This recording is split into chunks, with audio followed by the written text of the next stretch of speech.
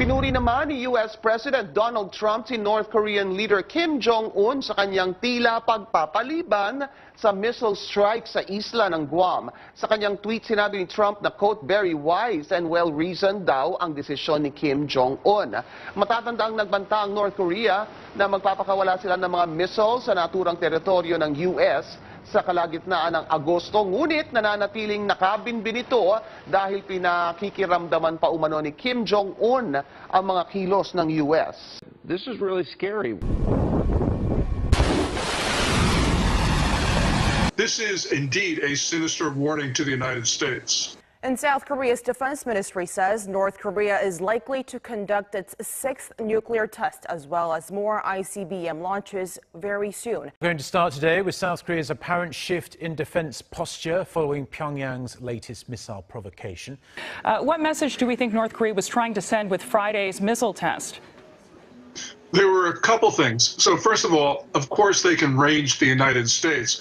But also, we got to remember that they had us looking at a particular spot in North Korea, Kusong. They fired this missile off from another spot, entirely different, saying that we cannot find their missiles before they're in the air.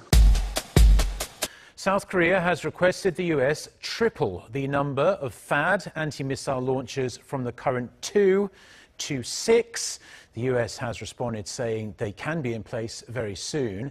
This comes as the Defense Ministry here in Seoul has warned that North Korea could conduct its 6th nuclear test or launch another ICBM at a moment's notice. In a report submitted to the National Assembly, the ministry said Pyongyang was seeking to detonate a more powerful nuclear device and that its test site in Punggye-ri is in a state of constant readiness. The assessment was revealed during an emergency meeting of the Parliamentary Defense Committee convened after North Korea's 2nd ICBM test. When it comes to countries like North Korea, when it comes to ISIS, when it comes to Iran, this presidency will stand up and call out evil when it sees it. When you see Stalinist regimes that maintain labor camps, think about that for a second. When you see non-state actors like ISIS maintain slave markets, we will not say, oh, well, you know, this is just a function of ideological differences or unemployment. We will call out evil when we see it. And you know what? America has stood up to evil before. And what happens, Sean, every time? We won.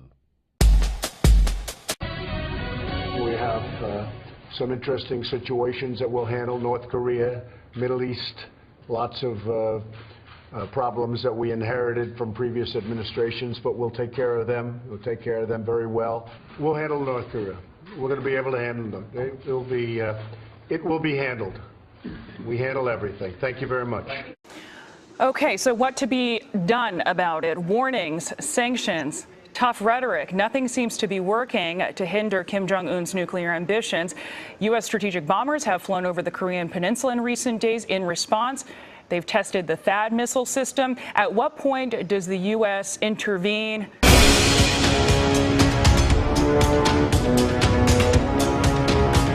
Pentagon spokesman Jeff Davis told reporters on Monday that Washington is ready to deploy the additional THAAD launchers they have in South Korea as soon as possible, stressing that North Korea's repeated provocations prove the need for the U.S. missile defense system. The statement comes just 3 days after North Korea test-fired a 2nd ICBM this year, showing significant strides in its pursuit of a nuclear-tipped ballistic missile. Following Pyongyang's test firing of an ICBM last Friday, President Moon ordered the military to resume the deployment of THAAD, reversing its previous decision to suspend the deployment until an environmental assessment is carried out. The THAAD battery in South Korea consists of 6 launchers, but only 2 are currently operational in Seongju, with the other 4 in storage at a nearby U.S. Army base. President Moon said those 4 launchers will be deployed following discussions between the allies.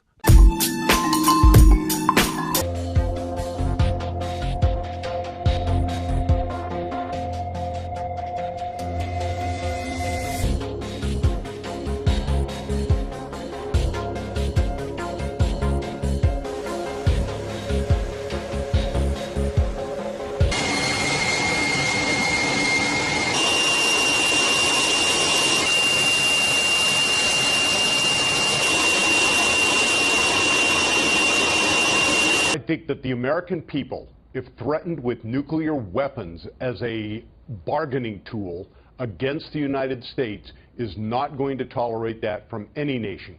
Israel doesn't tolerate it from Iran, but the United States has never had this happen before. While nuclear weapons have been pointed at us, it's never been in a threatening manner in order to achieve international objectives. Right. That is what North Korea is attempting to do. And I think the American people are smart enough and intuitive enough to know that that cannot happen. And if that means that we need to buckle and tighten our belt, and we need to do more with less as a nation because China is going to react to it, the American people will bond together, and I think they will be more than happy to see sanctions put in place against China if it means a safe and secure United States.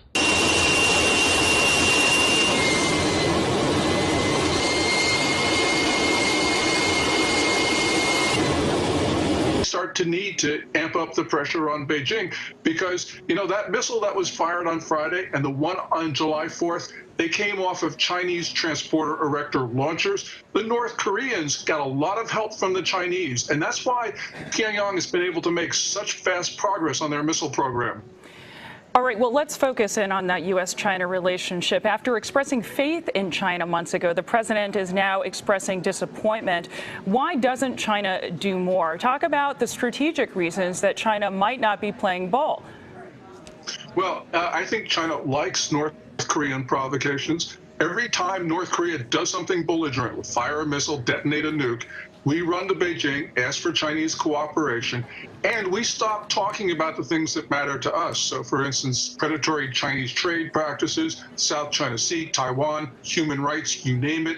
The Chinese realize North Korea keeps us off balance, and therefore they are loving this. You know, it couldn't work out any better for the Chinese, at least in the short term. Long term, this is very bad for Beijing, but Chinese leaders are not looking at the long term. They're looking at the here and now. The president also said, quote, he will handle the problem. That's not policy, obviously. Last night you wrote that North Korea is driving American foreign policy in directions not seen before. What did you specifically mean by that, Gordon? And is that a good thing or a bad thing in your view? Well, two things. So, for instance, Trump's two-part tweet Saturday night actually changed the basis of U.S.-China policy, because it says essentially, look, we're not going to worry about trade. You know, trade's not a good thing with China because trade has been strengthening China and China has not been helping us. That's an important conversation that we need to have because it's critical to the future of the United States. The other thing I was thinking about was our ambassador to the UN, Nikki Haley, saying that diplomacy is done. You know, we don't hear American diplomats saying that diplomacy is useless. And so this is clearly unprecedented territory for the United States. And indeed, I think that we're having a conversation about looking at our foreign relations with Beijing, and it's a long overdue thing. I'm not sure where we need to end up, but nonetheless, I think we need to talk about our policies towards the Chinese. I'll push back on you just a little bit. Isn't it sort of an oversimplification to assume that only Chinese has benefited from the trade relationship? After all, a lot of the cheap goods that American consumers have here are made in China. Yeah, I agree with you. But on the other hand, we can have our shoes and our toys made by our friends. We can help our friends develop their economy. We have an interest, for instance, a very strong interest in a strong Mexican economy. So the question is, why are we buying stuff from China when we can buy it from Mexico? This is a question that the United States needs to answer, because I think we should be helping our friends rather than a country that means us harm. The U.S. is in a Cold War with Russia, I think most experts would say today. Is it a good time to be in another confrontation, potentially another sort of Cold War with another nuclear armed power? That's a great question, and a lot of people who have been defending Trump's foreign policies, and don't include me in this, but a lot of people have been saying, look, you know, the United States needs Moscow on our side in our confrontation with the Chinese and the North Koreans. That's not an unreasonable position. I mean, I think, though, that the Russians have done things which are completely unacceptable. We cannot have them, for instance, redraw borders by force, Crimea and eastern Ukraine. Also, we cannot let Putin get away with his blackmail using his nuclear arsenal, as he did in August 2014 against the Baltics. So I do believe that we are in a struggle against both the Chinese and the Russians. But, some people say quite legitimately, look, we need to separate the Chinese from the Russians, and so let's pick a side. President Trump also spoke to Japanese Prime Minister Shinzo Abe today, Gordon, committing the U.S. and Japan to increase diplomatic and economic pressure on North Korea. Can Japan play a larger role? Yeah, well, Japan certainly can. Japan has a first-rate military. They don't call it that. They call it self-defense forces. But nonetheless, we're going to need all the friends we have in North Asia, and certainly Japan is a crucial member of our coalition.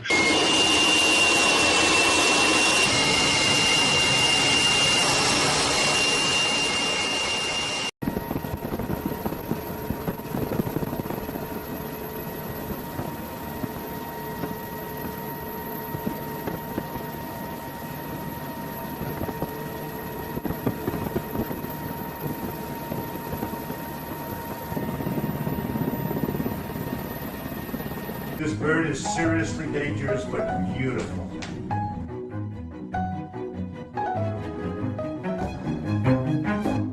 Thank you for watching Right Wing. Your support really does mean the world to me. I hope you have an amazing rest of the day, and I will see you tomorrow.